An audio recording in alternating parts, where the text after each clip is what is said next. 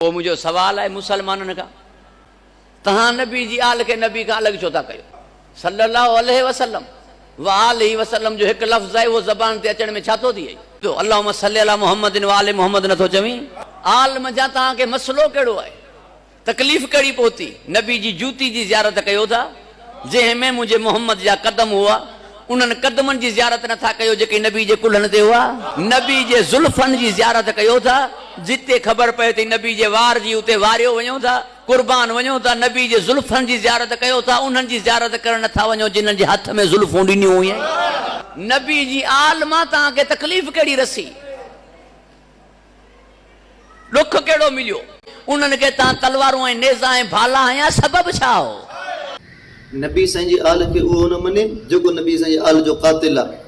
तुंहिंजे किताब एहतियात तबरसी में पाण लिखियलु आहे त सुणे हसन साईं फरमायो, वल्लाहि इन मुआवियत खैरुन ली मिन हाउलाइ अल्लज़ीना यज़मून अन्नहुम ली शिया। ही जेके माण्हू चवनि था असां हसन साईं या हुसैन जा आल नबी जा शिया आहियूं, इन्हनि खां अमीर मुआविया से मुंहिंजे लाइ 1000 गुना बहितर ऐं भलो आहे। तुंहिंजे किताब नाजुल बलागा में हज़रत अली साईं थो फरमाए, वज़ाहिरु अन्न रब्बना वाहिदुन व नबियना वाहिदुन व दावतना फिल इस्लाम वाहिदतुन। त हज़रत अली साईं फरमाए थो त मुंहिंजे ऐं अमीर मुआविया दरमियान में कोई इख़्तिलाफ़ कोन्हे, असांजो रब हिकु, दीन हिकु, ईमान हिकु आहे। आल जो क़ातिल उहो आहे, दुश्मन उहो आहे जो आल खे क़त्ल करे।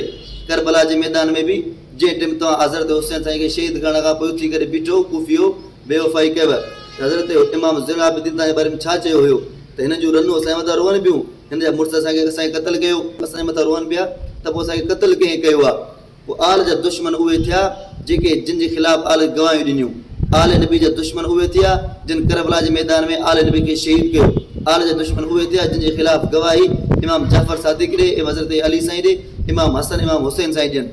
बाक़ी कूड़ मेणनि में त को तुंहिंजा परेशानी त कोन्हे का, जीअं मज़हबी तकियो हुजे त कूड़नि इबादत आहे, उनखां माण्हू कूड़ो हिकिड़ो सुवाल कयो। अल्लाहुम्मा सल्ली अला मुहम्मद व अला आलि मुहम्मद हर मुस्लमान पढ़ंदो आहे। नमाज़ में घटि में हू न पढ़े त 5 दफ़ा नमाज़ में 5 वक़्त में पढ़ंदो आहे, उन पंहिंजी नमाज़ जो हुनखे हिसो ठाहियो वेठो आहे। जेसिताईं दुरूद नथो पढ़े नमाज़ पूरी कोन थी थिए। त ईअं कूड़ ॻाल्हाइण परेशानी तुंहिंजे लाइ कोन, तुंहिंजो मज़हब इहो आहे त कूड़ ॻाल्हायो, पंहिंजे पाण खे बचायो। तुंहिंजो किताब उसूल काफ़ी में लिखियलु आहे, इन्नकुम अला दीनिन मन कतम अज़हुल्लाह व मन अज़ाहु अज़ल्लहुल्लाह। तव्हांजो दीन जे लिखा आहिनि त तव्हांखे इज़त मिलंदी, ज़ाहिर कंदो ज़लील थी वेंदव हलिया।